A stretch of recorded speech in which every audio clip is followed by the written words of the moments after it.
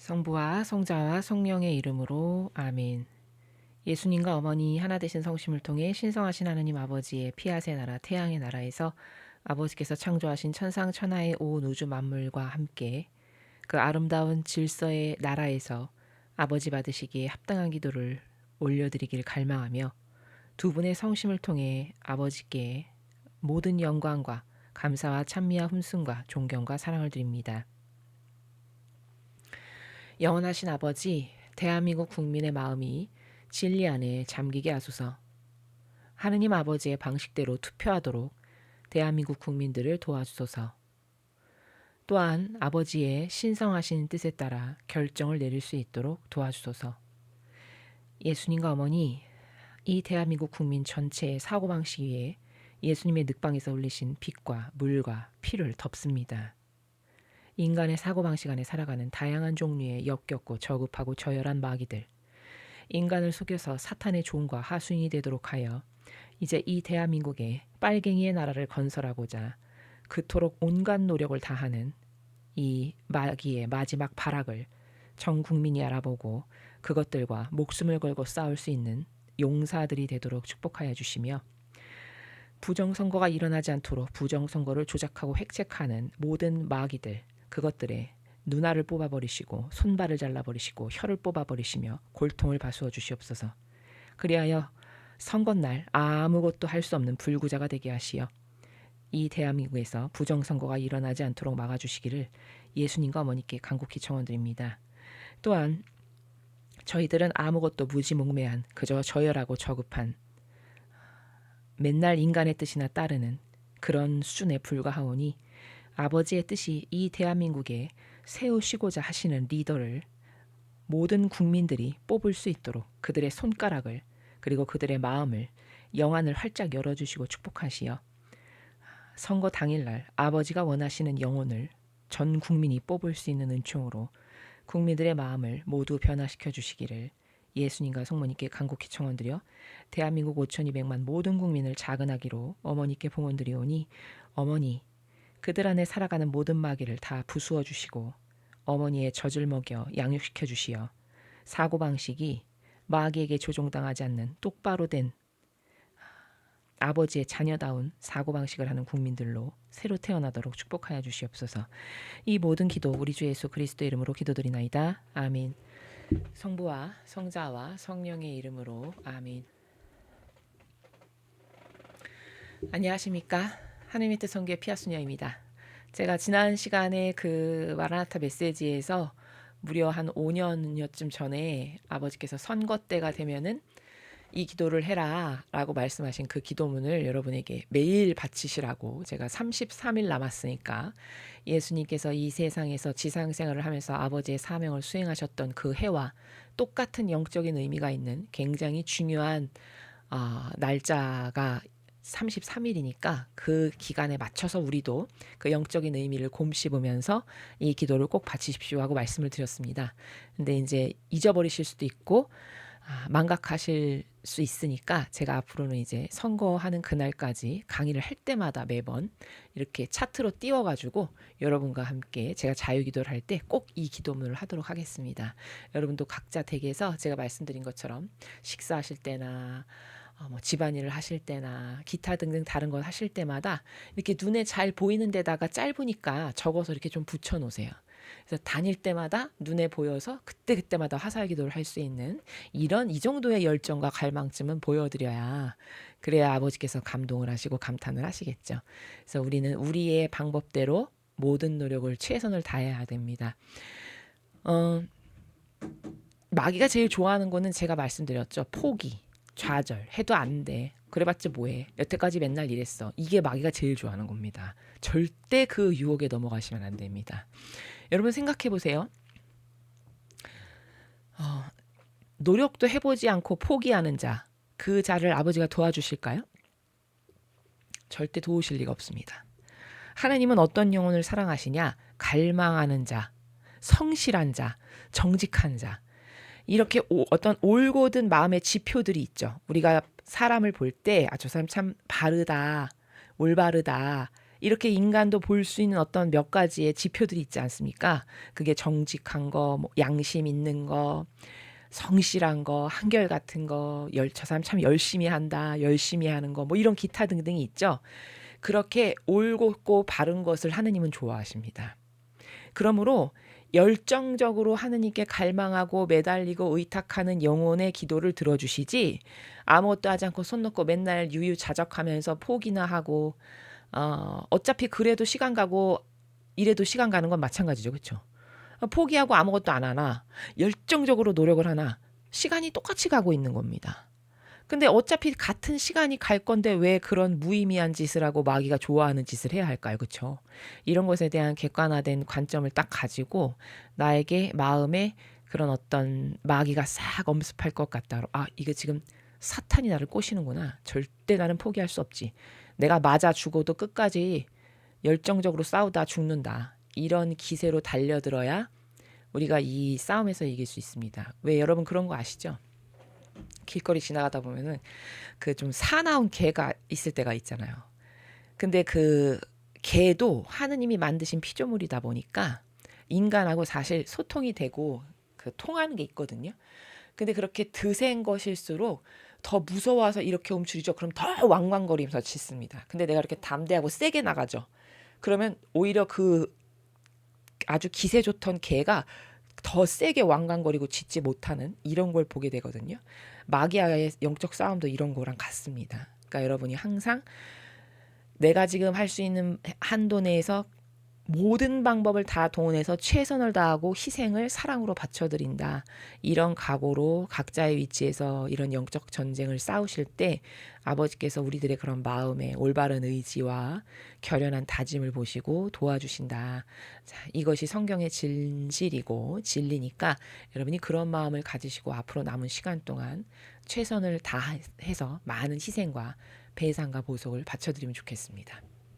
자, 그러면 이제 오늘은 우리가 천상의 책 20권 43장의 내용을 할 차례가 되었습니다.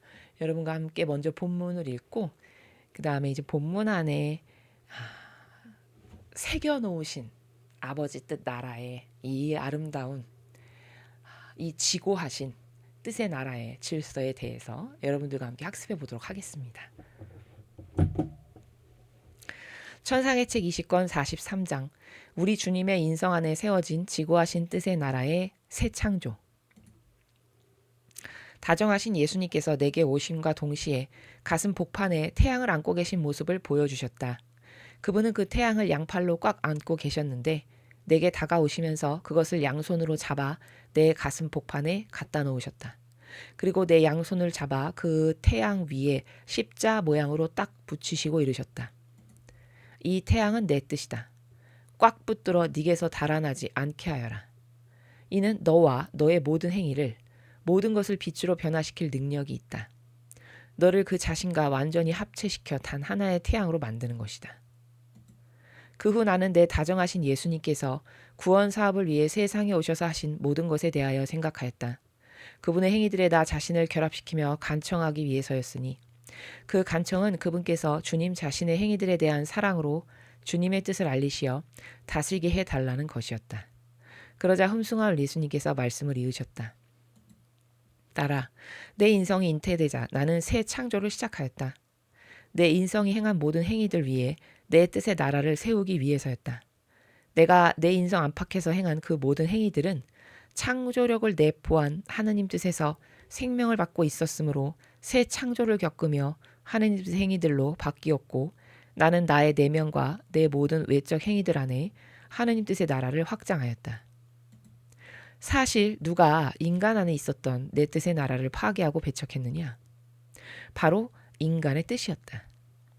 이 뜻이 그에게서 내 뜻을 밀어내쳤으니 내 뜻의 지배와 생명을 받지 않고 제 뜻의 지배와 생명을 받아 그 자신 안에 비참과 정욕과 파멸의 나라를 세운 것이다.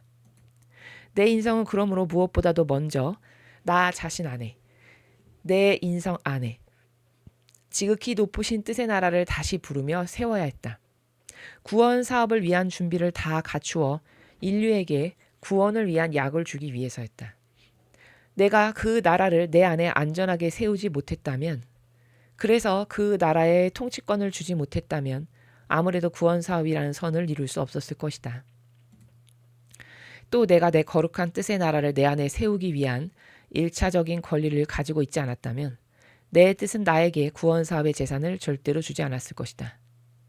오로지 내가 그 권리를 행사한 다음에만 2차적인 행위로서 내게 피조물을 구원할 약을 주었을 것이다.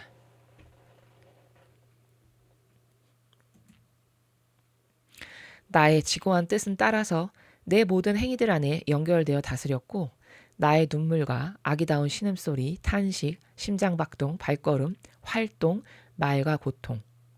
요컨대 내 모든 것을 내 뜻의 창조력으로 당당히 감싸고 있었다. 그리고 그들을 감싸면서 진주를 흩뿌린 듯 끝없는 빛으로 꾸몄고 내 모든 행위들 안에 내 뜻의 나라에 새 창조를 이루었다. 그런 거로 내가 하나의 행위를 더할 때마다 거룩한 피앗이 내 인성 안에 그 나라의 경계를 확장하였다. 모든 피조물은 무에서 불려나와 말하며 창조하는 내 창조적인 말을 기반으로 하여 형성되었다. 나의 창조적인 말이 명령을 내리면 만물이 질서 있고 조화롭게 그들의 자리를 잡았던 것이다.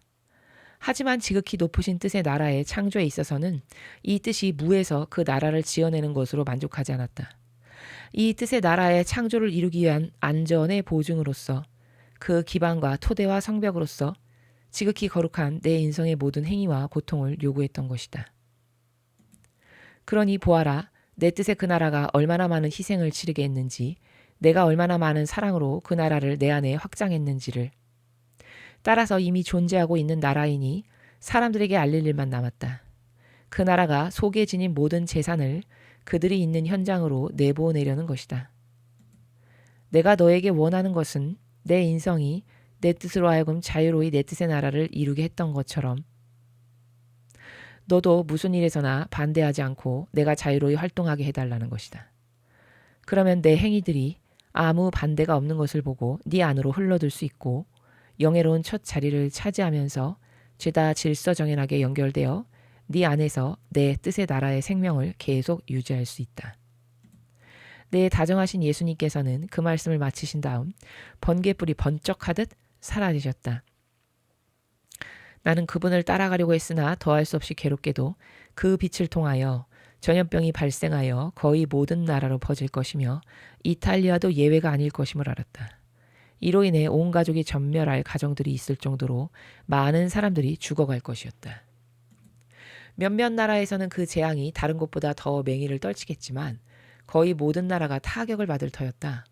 그들은 서로 손을 잡고 주님을 모욕하는 것 같았고 주님께서는 모든 사람을 같은 징벌로 치시는 것이었다. 하지만 나는 그분께서 노여움을 가라앉히시기를, 그리하여 사람들이 고통을 덜 받게 되기를 기대하고 있다. 주님의 말씀입니다. 하느님 감사합니다.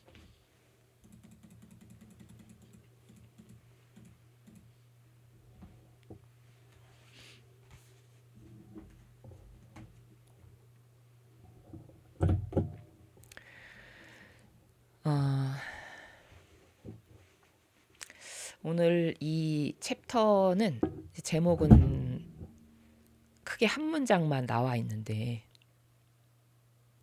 사실 굉장히 고차원적이고 심오한 나라입니다.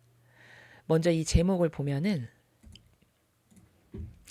우리 주님의 인성 안에 세워진 지고하신 뜻의 나라의 새 창조. 도저히 무슨 말인지를 모르겠죠. 다 아는 한글인데 합쳐놓은 전체 문장은 도대체 이게 무슨 말인가, 무슨 나라인가를 모를 만큼 고도적입니다. 자, 이제 차근차근히 하나씩 좀 우리가 이해를 하면요. 먼저 이 문장을 이해하려면은 어떤 관점, 원리가 내 사고방식 안에 새롭게 장착되어야 하냐면 여기 세워진이란 단어 보이시죠, 여러분? 근데 예수님의 인성 안에 세우신다 그랬죠, 지금.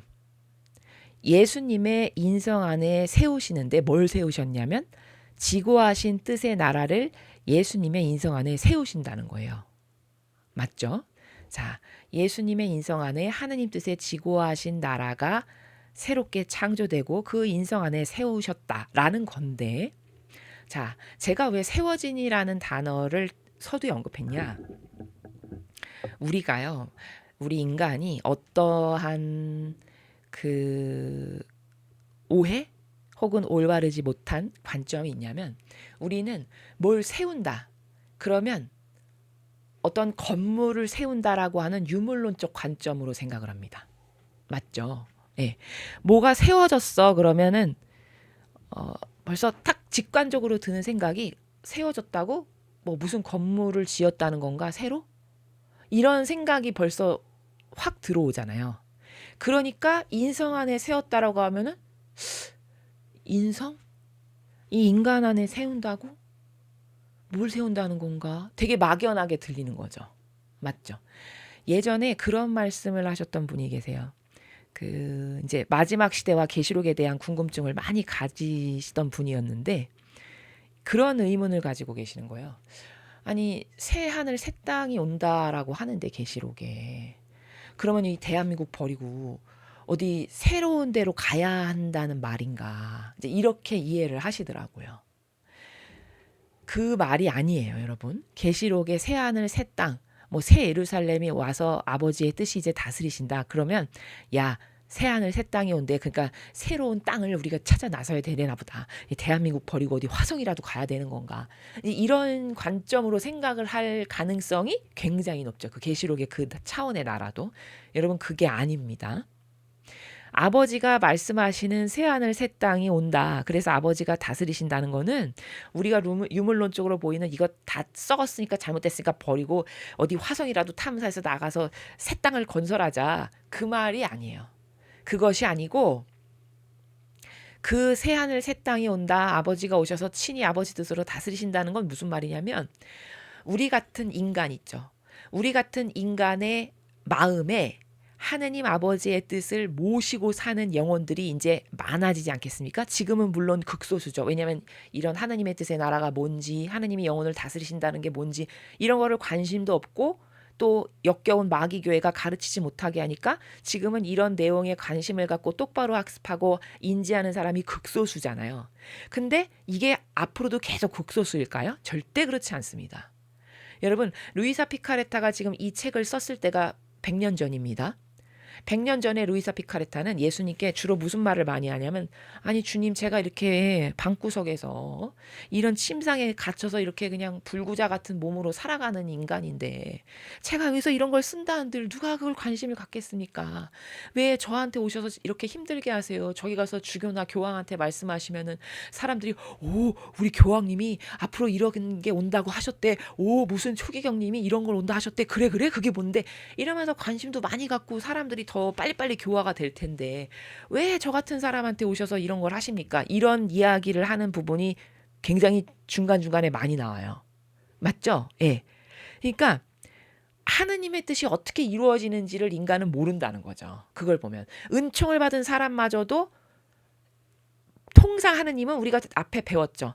한 사람을 선택해서 그 한 사람 안에서 퍼펙트하게 거기다가 올인해서 다 쏟아부고 은총을, 그 사람이 그 무수히 많은 은총을 받아서 이렇게 천사책과 같은 것을 기록하여서 남기면 그것이 이제 후대로 전파되어 퍼져나가는 거는 아버지가 하시는 일이라는 거예요. 그쵸? 그러니까 지금 여러분, 이게 100년 전에 쓰여졌는데, 이탈리아에서 썼는데 지금 대한민국까지 이게 와가지고 우리가 이걸 배우고 있지 않습니까?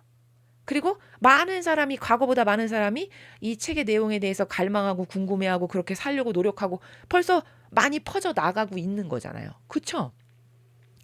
이런 거거든요. 하느님의 뜻이 무엇을 역사하신다는 것은.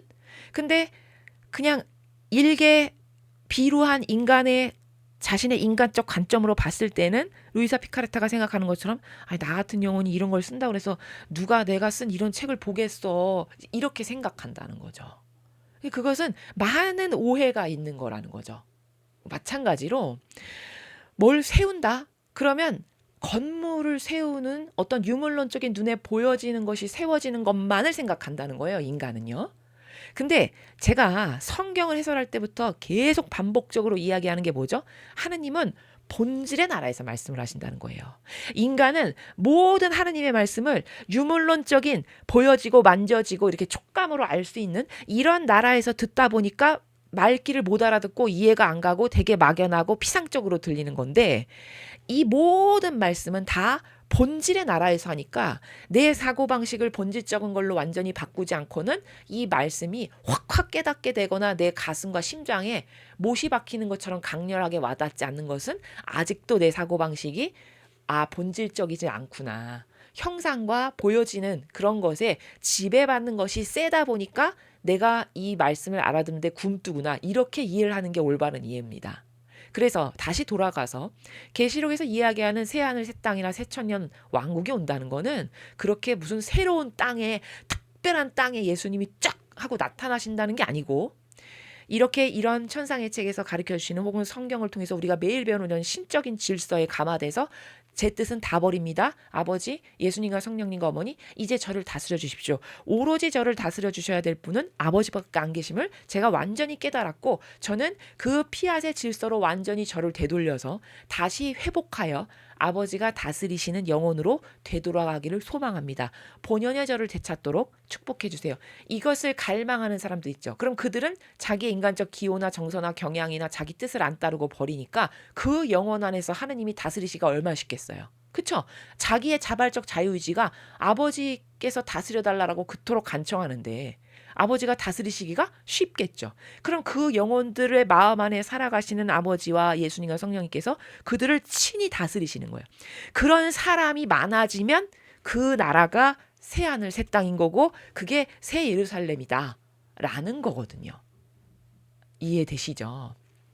그러니까 여기도 세운다라고 하는 것을 우리가 기존의 인간적 관점의 나라에서 가지고 있는 어떤 눈에 보여지는 건물, 어떤 새 땅, 이런 걸로만 국한시켜서 생각을 하면 인성 안에 도대체 뭘 세운다는 건가? 보여지지도 않고 만져지지도 않는데 이게 무슨 말이야? 이렇게 된다는 겁니다.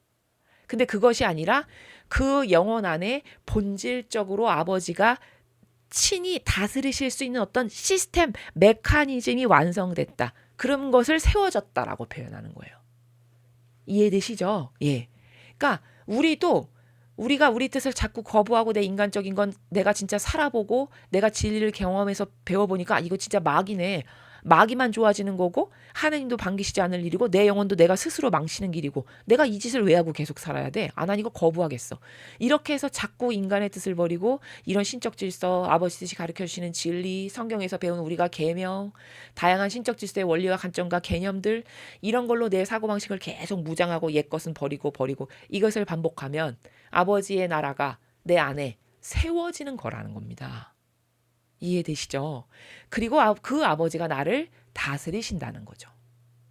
이게 세워진이라고 하는 단어를 똑바로 이해할 수 있는 올바른 관점을 지금 여기 도입부에서부터 잡고 가지 않으면 이게 무슨 말이야? 이제 이렇게 된다는 거죠.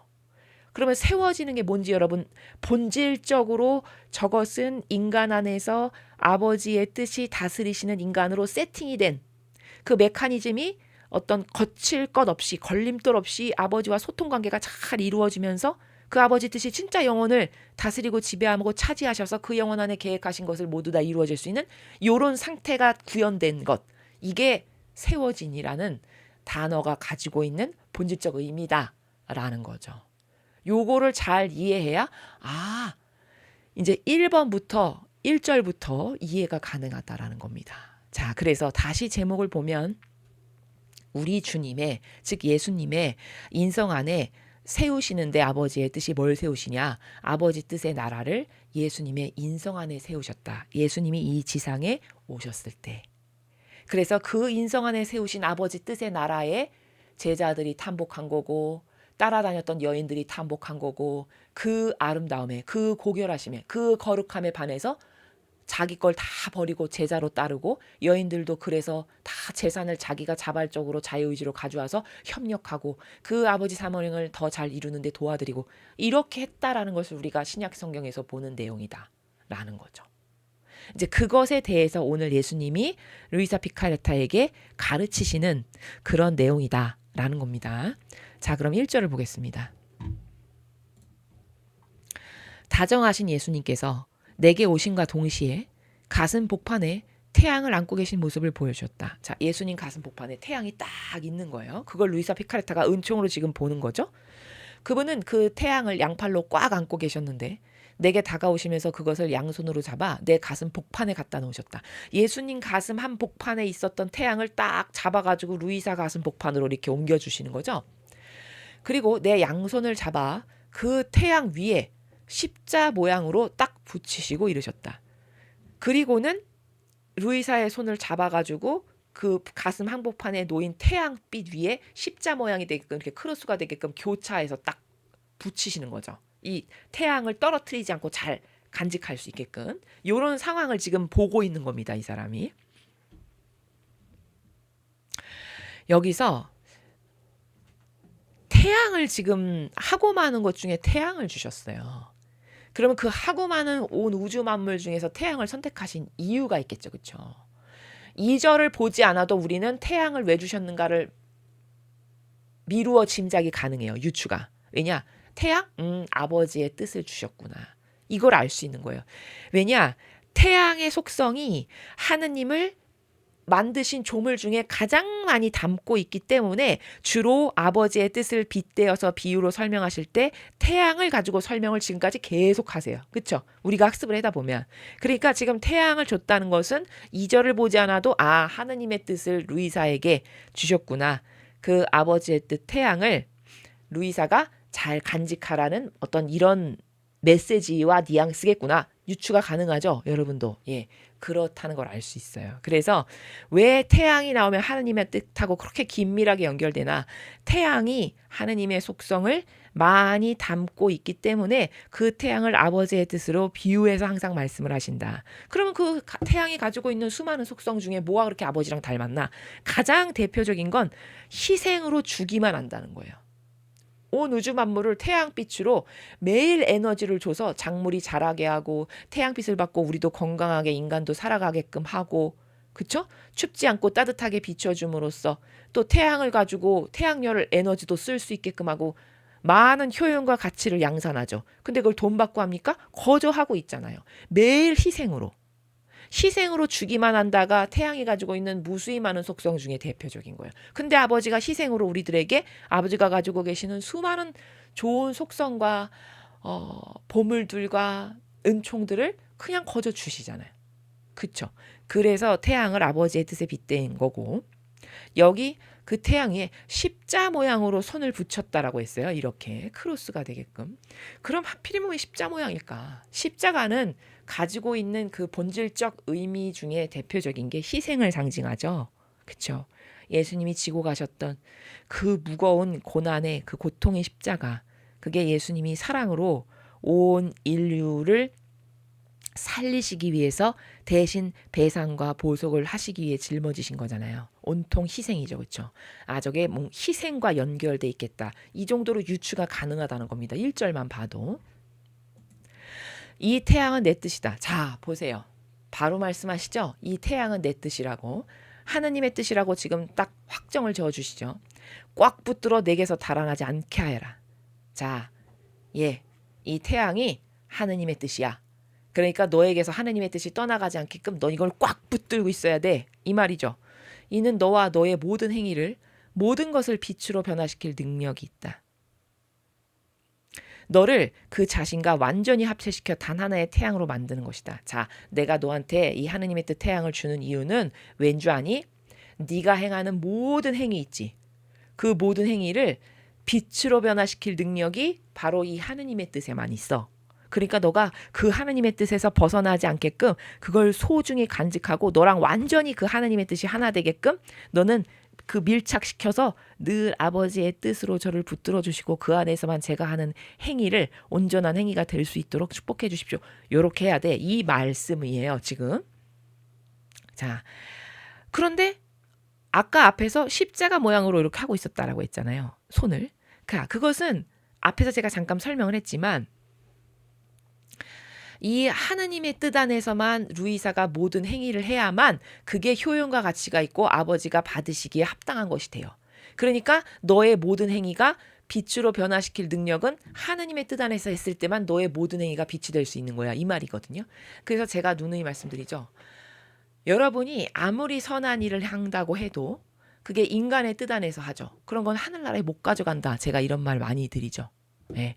인간의 뜻 안에서 하는 것은요. 우리가 미처 다 깨닫지 못해서지 그건 온전한 것이 아니라 누룩들이 있어요. 그렇기 때문에 그 누룩이 있는 역겨운 것을 하늘나라에 절대 가져갈 수 없단 말입니다. 그래서 무엇을 하건 아버지 뜻 안에서 예수님과 성모님 제 안에서 제 인성을 완전히 차지하셔서 두 분이 제 안에서 모든 걸 이루십시오. 이렇게 해야만 내가 행하는 모든 무수히 많은 행위가 다 신적인 행위가 될 수 있고 그래야만 그 신적인 행위를 천상나라에 내가 가져갈 수 있는 이런 메커니즘 시스템을 잘 알아야 된다는 거죠. 그래야 헛고생을 안 하는 거예요. 우리가 아무리 희생을 많이 하고 고통을 많이 받았고 수고를 했어. 근데 그것이 내 뜻 안에서 백날 해봤자 아무 소용이 없으면 나는 무수히 많은 시간을 헛고생하고 낭비한 게 되는 거잖아요. 맞죠? 그러니까 이런 시스템을 잘 알아야 된다는 겁니다. 그런데 그렇게 아버지 뜻 안에 했을 때만 너가 하는 모든 행위가 다 빛이 되는 건데 하필이면 그걸 십자가인 손으로 잡게 한 것은 거기에 희생이 동반되어야 돼 라는 의미예요. 뉘앙스적으로.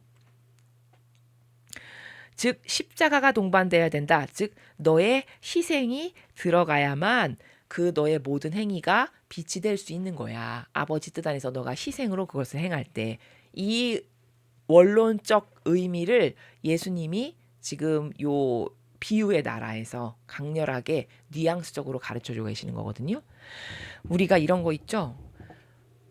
어떤 영혼 하나를 여러분 변화시키려면요. 거기 반드시 희생이 들어가야 됩니다. 희생 없다. 절대로 그 영혼을 변화 못 시켜요. 저희가 이렇게 사명을 수행하다 보면은 많은 사람을 만날 수밖에 없잖아요. 그렇죠? 근데 저희가 만나는 분들은 다 어떤 문제가 있는 사람들일 수밖에 없잖아요. 왜냐하면 문제가 있어서 갈급해서 하느님을 찾는 사람들이니까. 지금 당면한 문제가 있고 고통이 있고 처해 있는 처지가 자기 힘으로는 도저히 거기서 빠져나올 수가 없는 어떤 이런 것들을 가지고 계신 분들이 저희를 만날 가능성이 많단 말이죠. 자, 그러면 저희가 예를 들어서 그런 영혼을 만났습니다. 근데 그 영혼을 하느님의 뜻으로 이끌어야 되겠어. 그러면 저의 희생 없이 그 영혼을 하느님으로 이끌 수 있는 방법은 없어요. 제가 그 영혼을 위해서 많은 희생을 해야만 해요. 사랑을 주고 또 잘못된 것은 그가 알아들을 수 있게끔 잘 전달을 하고 가르쳐주고 그렇죠? 이런 그거 말고도 기타 등등의 많은 다양한 희생이 필요합니다. 자, 여러분 예수님을 보세요. 예수님이 이 세상에 오셔서 아버지의 뜻을 제자들에게 전하시고 어떤 군중들에게 다 아버지 말씀을 전하실 때 거기 예수님의 수많은 희생과 고통이 들어갔죠. 그렇죠? 5,000명 먹이신 기적사건. 그때 예수님이 다 일일이 제자들을 통해서 그들을 다 먹이시고 돌려보내는 것도 혼자 다 하시고 맞죠? 기타 다른 일련의 모든 것들 다 치유해 주셔서 고쳐주시고 가련하고 불쌍한 영혼을 다시 본연의 자신을 찾을 수 있게끔 도와주시는 일련의 모든 과정에서 거기 예수님의 희생이 들어가지 않은 곳은 단 한 군데도 없죠. 그런 희생이 들어가지 않는다. 그러면 영혼을 절대 변화시킬 수가 없어요. 왜냐? 하느님이 우리를 만드실 때 사랑으로 창조하셨기 때문에 사랑으로만 변화가 가능해요. 그리고 그 사랑은 내가 저 영혼을 사랑한다라고 하면 거기 희생이 반드시 동반될 수밖에 없는 거고요. 자, 이런 메커니즘입니다. 그 후 나는 내 다정하신 예수님께서 구원 사업을 위해 세상에 오셔서 하신 모든 것에 대하여 생각하였다. 그분의 행위들에 나 자신을 결합시키며 간청하기 위해서였으니 그 간청은 그분께서 주님 자신의 행위들에 대한 사랑으로 주님의 뜻을 알리시어 다스리게 해달라는 것이었다. 그러자 음숭할 예수님께서 말씀을 이으셨다. 자, 루이사 피카레타가 지금 영적 순례를 계속 하고 있는데 갑자기 어떤 쪽으로 생각의 방향을 예수님이 이끄셨냐면 예수님이 지상에 오셔서 구원 사업을 어떻게 하셨나 그것을 생각하도록 이 사고방식을 예수님이 이렇게 이끄시는 거죠. 그러면서 무엇을 지금 간청하고 있는 거예요? 이 영혼이? 예수님이 하셨던 무수히 많은 행위들 그 행위들에 자신을 결합시키며 나 자신을 루이사 피카레타가 지금 뭘 청하고 있는 거냐면 예수님이 그때 세상에 오셔서 영혼들을 위해서 이런 희생 이런 행위 이런 행위들을 하셨구나. 그래 나도 지금 내 정신세계로 예수님의 그 행위들을 저도 함께 수행합니다 해서 나도 지금 그 예수님이 하셨던 일을 내가 이제 대신 해드려야지 하면서 그 예수님의 행위에 자신을 결합시키며가 그 말이에요. 예수님이 하셨을 법한 일을 이제 본인이 정신세계에서 영적 순례로 수행하고 있는 이런 것을 하면서 아버지 제가 이렇게 예수님이 하셨을 법한 일을 저도 하고 있으니 이 영적 순례를 통해서 이 지상의 아버지의 뜻이 영혼들에게 주시고자 하시는 은총 또 아버지의 뜻이 어서 오셔서 다스리시고자 하시는 이 행위를 빨리 도래할 수 있도록 이끌어 주십시오. 이런 걸 했다라는 걸 지금 고백을 하는 겁니다. 근데 여기 3절에서 우리가 중요하게 알 수 있는 어떤 핵심이 뭐냐면요. 이런 영적 순례가 뭐 이렇게 대단한가? 중요한가? 이런 생각을 하고 그냥 무심히 넘길 경우가 굉장히 많아요. 인간은 간과할 경우가.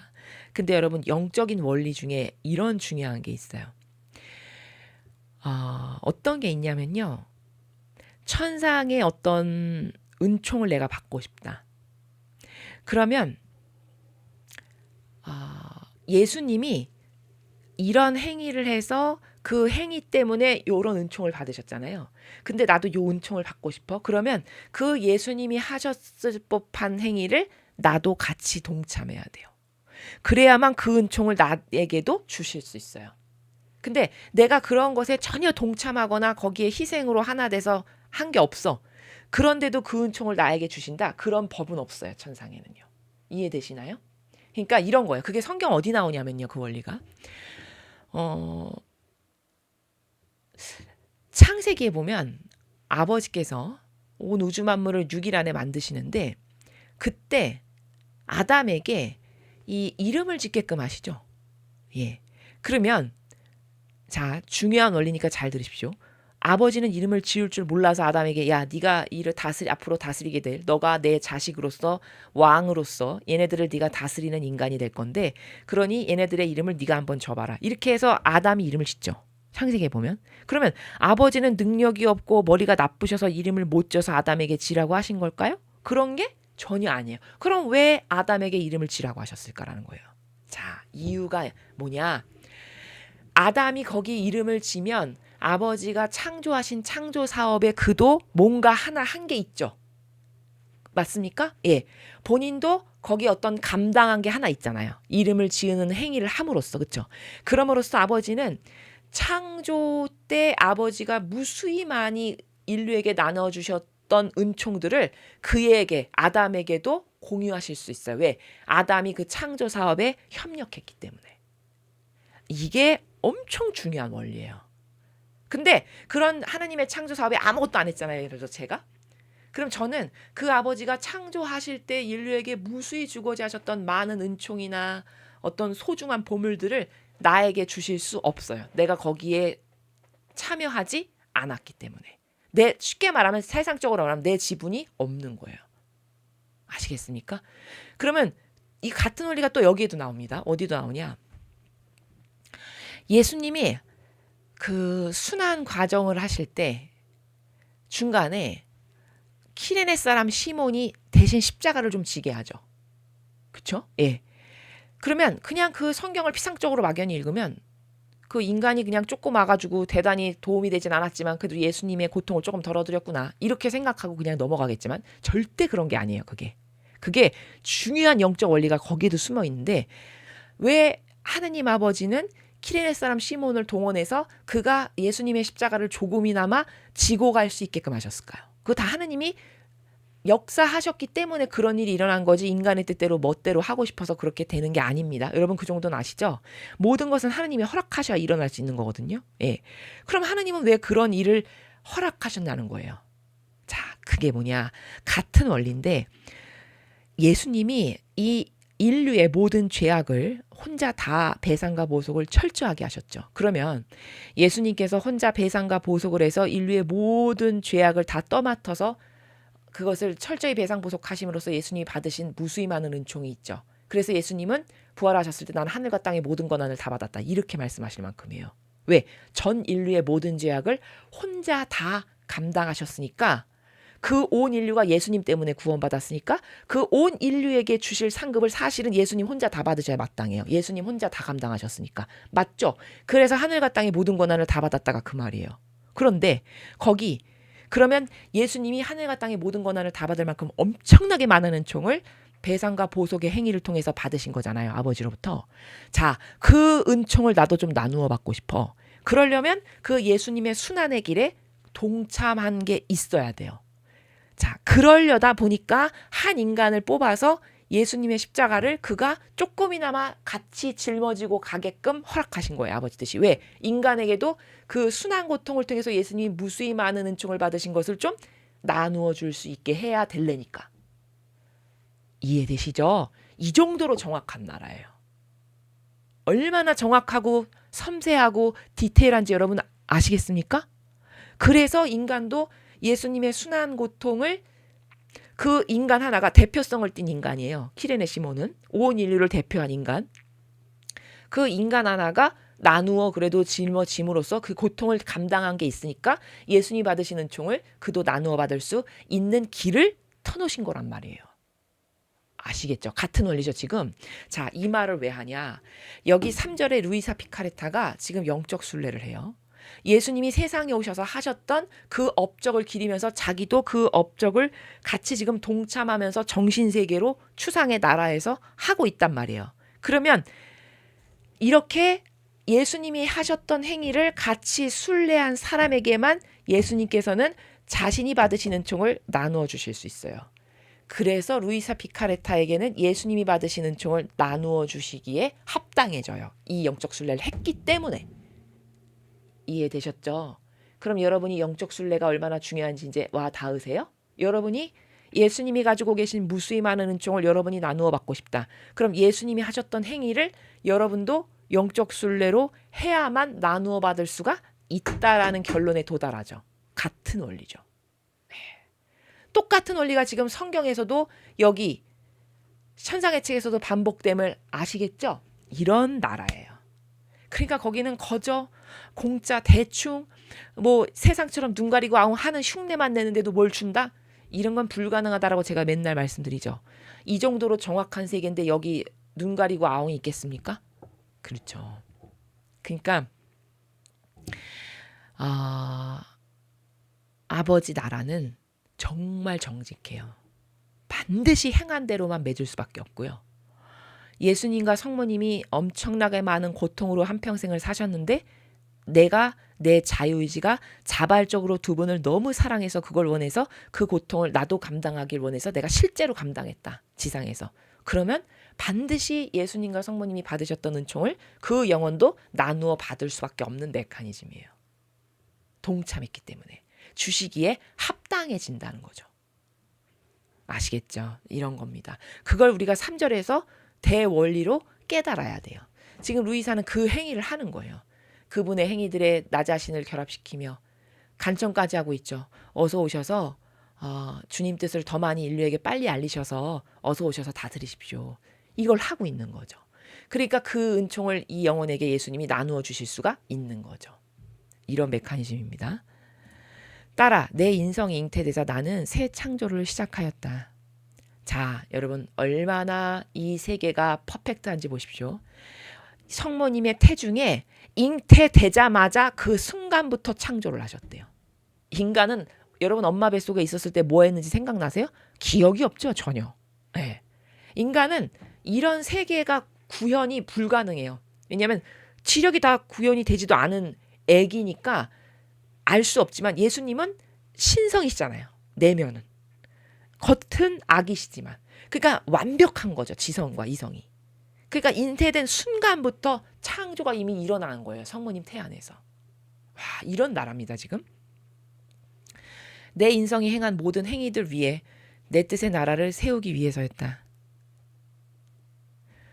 자, 근데 그 성모님 태에 잉태되자마자부터 예수님의 인성이 창조를 하셨다는 건 무슨 창조를 하셨냐는 거를 설명하시는데 내 인성이 행한 모든 행위들 위해 내 뜻의 나라를 세우기 위해서였다. 그러니까 다시 말하면 예수님의 모든 행위 있죠. 예수님이 잉태된 순간부터 돌아가실 때까지의 일련의 모든 행위들, 그 행위는 하느님의 뜻 나라를 건설하기 위한 모든 행위들이다. 내가 숨쉰 거, 걸어 다닌 거, 손동작 하나, 어떤 말 하나, 눈빛 하나까지도 아버지 뜻의 나라를 어서 빨리 이 지상에 건설하기 위한 다양한 행위들을 한 거야, 내가. 이 말입니다. 이제 건설이 여러분 뭔지 아까 제가 세우는 것이 뭐다라는 것의 본질적 나라를 말씀드렸기 때문에 이제 아시죠? 네.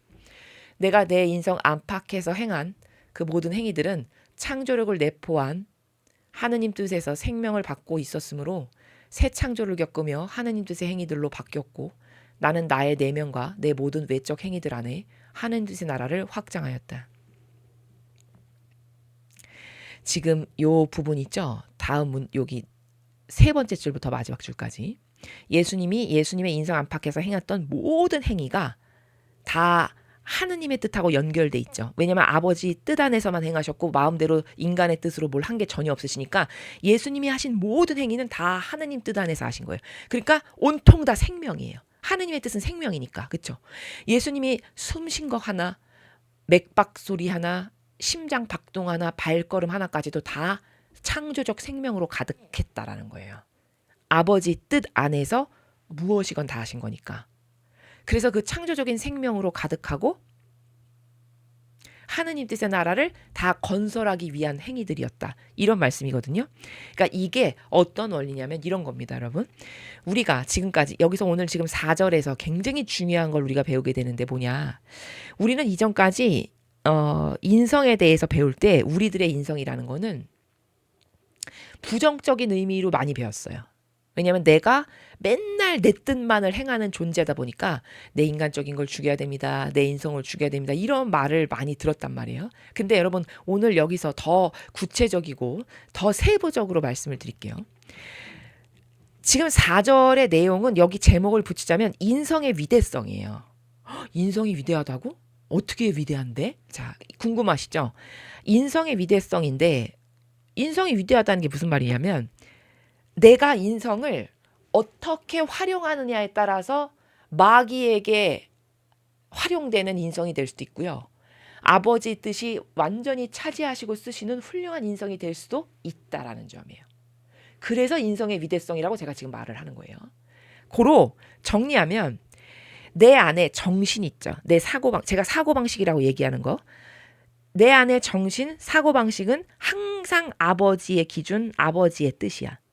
그리고 그 정신, 그 사고방식이 내 육을 통해서, 내 육신을 통해서 아버지의 뜻을 행하셔. 이러면 내 인성은 위대하게 쓰임을 받는 거예요. 이해되시죠? 자, 그런데 같은 원리로 내 사고방식이 온통 인간적인 거야. 온통 인간적인 쓰레기, 내 기준, 내 정석, 기호로 가득해. 그리고 맨날 내가 그것만을 따라 그게 옳다라고 생각하고 그러면 내 육은 내가 지배적으로 옳다라고 하는 내 사고방식에 의해서 따라갈 수밖에 없는 처지잖아요. 내 육은. 그렇죠? 왜냐하면 뇌가 명령을 내리니까. 그럼 내 뇌가 내 사고방식이 맨날 인간적인 거, 인간이 만든 제도, 전통이나 기준을 따르고 그것에만 근거해서 살아가는 존재야. 그러면 내 육신은 마귀 하수인 노릇만 하다 죽는 거예요. 내 인성은요. 근데 내 인성이 이렇게 비루하게 쓰이다 죽을 수도 있고 위대하게 쓰이다 죽을 수도 있는데 그것은 내 자유의지가 뭘 선택하느냐에 달린 거라는 거예요. 내 자유의지가 과연 이렇게 예수님처럼 아버지의 뜻만을 원해서 그 뜻 안에서 모든 것이 움직여지고 통제가 되고 그것에 근거해서 생각하고 말하는 존재야. 그러면 내 인성은 아주 훌륭하게 잘 쓰일 수 있다는 거죠. 그것을 4절에서 말씀하시는 거예요. 예수님의 인성이 이 세상에 오셔서 얼마나 위대한 일을 하셨는가. 요 원리를 통해서 그럼 나도 위대한 인성이 될 수 있다라는 건데 그러면 그건 어떻게 되는 건가? 내 사고방식이 하느님의 뜻이 알려주시는 기준으로 싹 다 바꾼다. 그래서 그것에 근거해서 내가 행하고 말하고 생각하고 움직인다. 그러면 내 인성은 위대하게 쓰임받는 인성이 된다는 거죠. 아시겠죠? 그것을 4절에서 가르쳐 주시는 거예요. 예수님께서. 그래서 여기서 제가 팁을 하나 말씀을 드릴게요. 우리가 이 인성이 내 인성이 얼마나 훌륭하게 쓰일 수 있는 거냐면은 자, 여러분 저 태양이 장렬하는 저 유물론적인 우리가 눈에 보는 태양. 그 태양이 수박을 계속 내리쬐요. 그 빛으로 장렬하는 태양이. 근데 아무리 그 태양이 수박을 장렬하게 내리쬐다고 한들 그 수박을 태양이 되게 할 수는 없죠.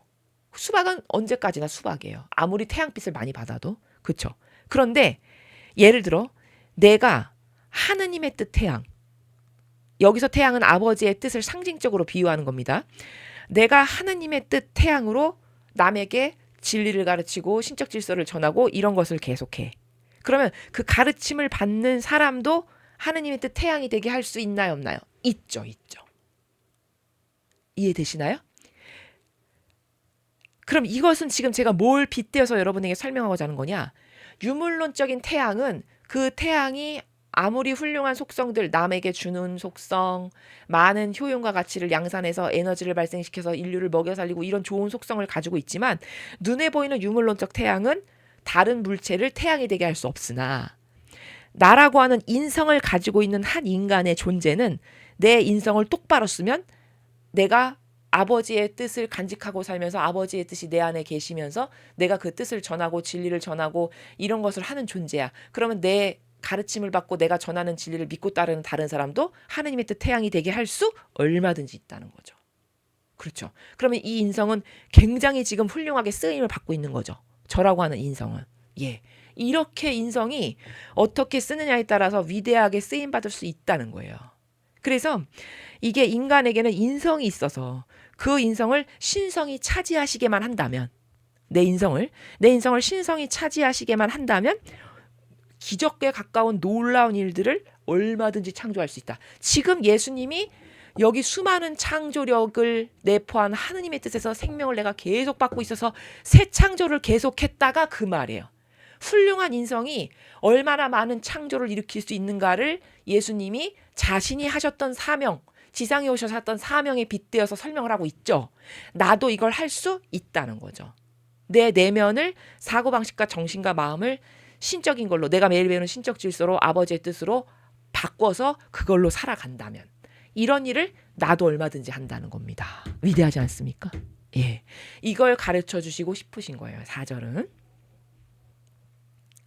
사실 누가 인간 안에 있었던 내 뜻의 나라를 파괴하고 배척했느냐? 자, 인간 안에 원래 하느님 뜻의 나라가 있었다는 거예요. 자, 아담과 하와를 보죠. 그 영혼들 안에 하느님 뜻의 나라가 처음엔 있었죠. 죄 짓기 이전에 있었죠. 하느님 뜻의 나라가 그 영혼 안에 있다는 건 무슨 말이냐면 나라라고 하니까 또 여러분이 나라? 대한민국 같은 이런 눈에 보이는 나라를 생각할까 봐. 그게 아니라 그 영혼들을 하느님이 다스리시고 소통이 됐고 통교가 됐고 교감이 통하고 이게 하느님 뜻의 나라가 그 영혼들 안에 자리 잡고 있는 겁니다. 그렇죠? 그렇게 있었다는 거예요. 처음에는. 근데 그 뜻의 나라를 누가 파괴하고 배척한 거예요? 인간의 뜻을 자기가 자유의지로 가지게 되면서 아버지 뜻 나라는 파괴된 거잖아요. 맞잖아요. 그렇죠? 그걸 말씀하시는 거죠.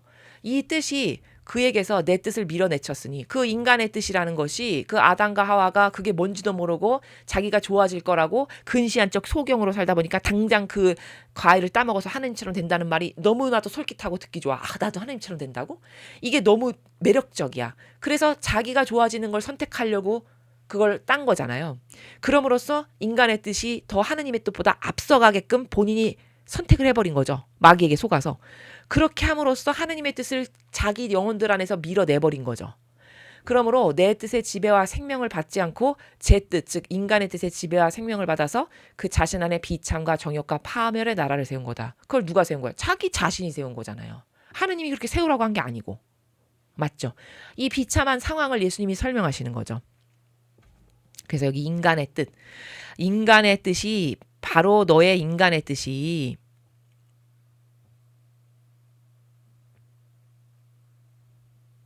여기 바로 인간의 뜻. 그 인간의 뜻이 자기를 위한 건데 사실 그 자기를 위한 거라는 것도 근시안적이니까 그게 자기를 위한 것처럼 보이는 거지. 거시적으로 봤을 땐 그게 자기를 위한 게 아니었죠. 하와가 그 열매를 딴 게. 거시적으로 봤을 땐 자기가 패망에 이르는 길이죠. 근데 근시안적으로 봤을 땐 당장 좋아지는 것 같으니까 그걸 딴 거예요. 그럼 여러분 여기서 인간의 뜻의 맹점을 또 하나 발견할 수 있어. 원리적으로. 아, 인간의 뜻은 다 그냥 눈앞에 급급하게 좋아 보이는 게 다 인간의 뜻이 선택하라고 속삭이는 것들이구나. 거시적으로는 볼 수 없게 눈을 닫아 걸러버리고 항상 눈앞에 그 쪼잔한 나라에서 나를 위해서 선택할 수 있는 그 간장 종지 안의 범주에서 나를 위해서 선택하라고 속삭이고 꼬드기는 이 모든 게 다 인간의 뜻의 한계고 범주구나라는 걸 여기서 알 수 있잖아요. 하와가 그거에 속아 넘어간 거잖아요. 그렇죠? 이걸 알 수 있습니다. 내 인성은 그러므로 무엇보다도 먼저 나 자신 안에, 내 인성 안에 지극히 높으신 뜻의 나라를 다시 부르며 세워야 했다. 자, 이게 무슨 말이냐면 5절에 이어서 지금 이 말씀을 왜 하시는 거냐면 얘들아 너희들 안에 원래 하느님의 뜻 나라가 있었어. 그렇죠. 원래 있었죠. 아담과 하와가 죄짓기 전에. 근데 네가 네 뜻을 네 자발적 자유의지로 누가 시킨 것도 아닌데 너가 근시안적이다 보니까 그게 좋아질 것 같아서 네 사욕과 욕망, 자애심과 이기심을 따르면서 그걸 따는 바람에 하느님의 뜻을 네가 파멸시킨 거잖아. 네 영혼 안에 있던. 그러니까 예수님은 다시 뭘 하러 오신 거예요? 그 인간 안에 완전히 폭삭 망한 하느님의 뜻을 다시 건설해야 되는 게 예수님의 또 하나의 사명이셨다는 거예요. 그래서 오셨다는 거예요. 그래서 여기 보면 내 인성은 그러므로 무엇보다도 먼저 나 자신 안에, 내 인성 안에 지극히 높으신 뜻의 나라를 다시 부르며 세워야 했다. 왜? 아담과 하와가 그 실패했으니까 하느님의 뜻이 실패자로 남으면 안 되잖아요. 그렇죠? 아버지의 뜻은 반드시 그 아버지의 뜻을 이루어지고야 마는 속성이시거든요. 그러니까 그것을 다시 이루려다 보니까 똑같은 인성 안에 망가진 아버지의 뜻 나라를 다시 세우는 거를 하셔야 돼. 그걸 하시려고 예수님이 여기 오신 거예요. 인성을 가지시고. 그 말이죠. 구원 사업을 위한 준비를 다 갖추어 인류에게 구원을 위한 약을 주기 위해서였다. 그걸 위해서 이 지상에 오셨다는 거예요. 약이 뭡니까? 약. 약은 불구자 어디 아픈 거를 치유시켜 주는 거죠. 그러니까 예수님이 약을 주기 위해서 왔다는 거는 그렇게 인간이 형편없이 망가졌어. 자기 뜻을 따르느라. 하느님 뜻 나라를 완전히 파괴시키고 파멸시킴으로써 비참과 정욕과 나약으로만 가득한 인간의 뜻을 자기 영혼 안에 그게 뭔지도 모르고 세우고 그걸 우상처럼 떠받들면서 살아가는 존재로 완전 변질된 거 아니에요. 그럼 그 병든 영혼이죠. 그 병든 영혼을 고쳐주기 위한 약이 필요하죠. 그 약을 가지고 약을 주려고 걔네들한테 내가 여기 온 거야. 그러면 그 약이 뭐냐? 예수님이 아버지의 뜻을 행하시면서 보여주신 다양한 모범들 있죠. 그 모범의 행위들. 그게 약이에요. 그게 왜 약이냐? 예수님이 지상에 오셔서 아버지의 뜻을 행하시기 위해서 이런 모범, 이런 모범, 이런 모범을 막 보여주셨어. 그러면 올바른 것을 그때마다 이렇게 세우는 거죠. 그러면서 사람이 그걸 보면서 뭘 깨닫게 될까? 아, 저게 바른 거구나. 저게 옳은 거구나. 아, 저게 멋있는 거구나. 저게 하느님이 원하시는 거구나 하면서 그 모범을 나도 해야겠다. 이렇게 하면서 자기 것으로 만들기 위한 인간들이 생겨나게 되죠. 예, 그쵸? 그러면 그것을 받아들이면서 역겨운 인간의 뜻을 몰아내고 그 아버지의 뜻을 받아들이는 이런 메커니즘이 인간들 안에서 일어나게끔 모범을 딱 보여주시는 거잖아요. 그게 약이지 뭐예요. 그쵸? 그 약을 주려고 내가 여기 온 거야. 이 말이죠. 내가 그 나라를 내 안에 안전하게 세우지 못했다면, 그래서 그 나라의 통치권을 주지 못했다면 아무래도 구원 사업이란 선을 이룰 수 없었을 것이다. 얘들아, 내가 와서 내 인성 안에 하느님의 뜻 나라를 세우지 못하지. 그럼 아담과 하와 때문에 아버지의 뜻 나라가 인간 안에 세워진 게 완전히 실패했잖아요. 그러면 그 실패된 것을 누군가는 완성해서 다시 똑바로 세워야 그것이 기틀이 되고 그것이 기준이 돼서 다시 인간에게 이 올바른 것이 전파되게 나가끔 할 수 있죠. 그 모범적인 기둥을 세우는 것을 예수님이 하신 거잖아요. 그걸 하러 내가 왔어. 근데 내가 만약에 그걸 하지 못했지? 그러면 구원 사업이라는 선을 내가 이 지구상에 와서 지상에 와서 이룰 수가 없었을 거 아니야. 이런 말이죠. 그러니까 정리하면 예수님의 모범이, 예수님이 이 지상에 오셔서 보여주신 수많은 아버지의 뜻의 모범 있죠. 그 모범이 바로 아버지 나라를 이 지상에 세우신 거예요. 제가 아까 세웠다라는 것의 메커니즘을 본질적으로 설명했습니다. 제목에서. 예.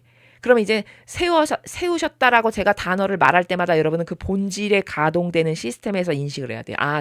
아버지의 나라를 세우셨다고 그 인성 안에서. 그러면 이게 무슨 말이냐?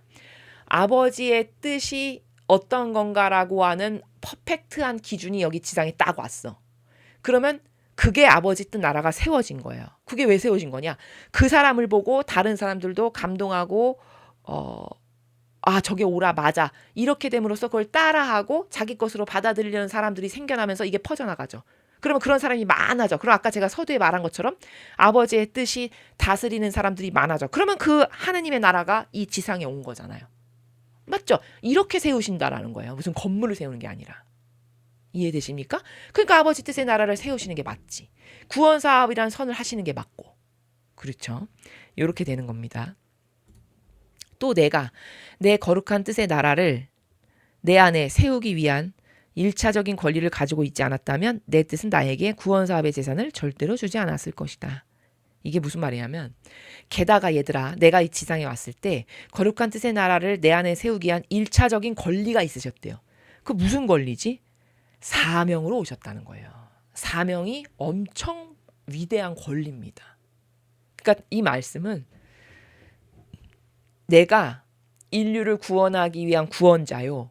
하나님의 뜻 나라가 이 지상에 반드시 세워져야 되는데 그래야 아버지 뜻이 이루어지는 건데 그래서 천상 천하를 다스리시는 피앗의 나라를 건설하시는 것이 아버지 뜻인데 그러려면 이 지상에 하느님의 뜻 나라가 세워져야 되는 모범이 있어야 사람들이 보고 저게 아버지 뜻 나라구나. 저렇게 살아야 되는 거. 이렇게 해서 그것이 퍼져나가게 되면서 아버지 뜻 나라가 실제적으로 인간들 안에서 건설되게 되는 거잖아요. 근데 그것이 있잖아. 나는 사명이었어. 사명. 그게 1차적인 권리라고 표현하시는 거예요. 그러니까 사명이니까 권리죠.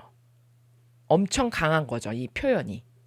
그 권리가 있었기 때문에 나는 사명으로 온 거기 때문에 그 수행이 더 막강했다라는 뜻이에요. 지금 예수님의 말씀의 뉘앙스가. 오로지 내가 그 권리를 행사한 다음에만 2차적인 행위로서 내게 피조물을 구원한 약을 주었을 것이다. 그러니까 이 말 지금 7절은 내가 이게 게다가 사명이었기 때문에 더 나에게는 이것을 하는 것이 합당하고 타당하고 막강한 일이었고 필수불가결한 일이었고 이런 것이었단다 라고 말씀하시는 그런 나라입니다. 나의 지고한 뜻은 따라서 내 모든 행위들 안에 연결되어 다스렸고 나의 눈물과 아기다운 신음소리, 탄식, 심장박동, 발걸음, 활동, 말과 고통 요컨대 내 모든 것을 내 뜻의 창조력으로 당당히 감싸고 있었다. 자, 8절의 첫 번째 문장에 이런 게 있죠. 나의 지고한 뜻은 따라서 내 모든 행위들 안에 연결되어 다스렸고 자, 모든 행위들 안에 연결되어 다스렸고 이게 무슨 말이냐면